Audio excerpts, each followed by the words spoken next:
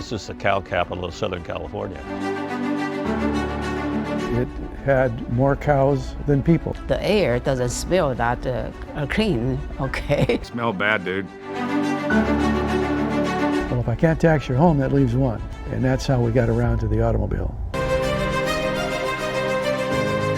And so he said, go find the dealers. I can't envision spending the rest of my career at 1227 Long Beach Boulevard. It was a war zone down there.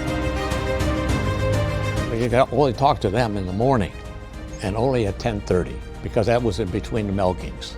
My cows are worth more than any car that you will sell.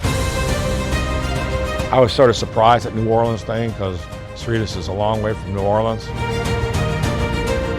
The economy went to heck in a handbasket. They had to rely on good luck and their faith in the concept. I'll never forget when my father came into my office and said, "What have you done to me?"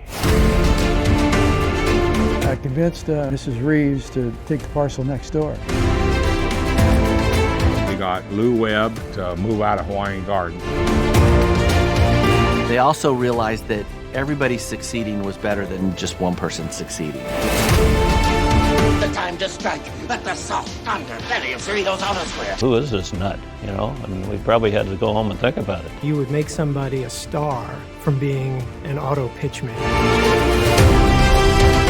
The largest, the biggest. 3 years ago, we did 10,013 new Hondas out of this one dealership. We have almost 5,000 employees that are employed by the dealers. You wouldn't have 26 parks in this city without the Auto Square and the mall. Dealers contribute to about 12% of the entire operating cost of the city. And recognized that we had a rare opportunity here. There's been times it's done $1 billion a year in sales. I mean, this little old city of Cerritos, whoever thought that, right?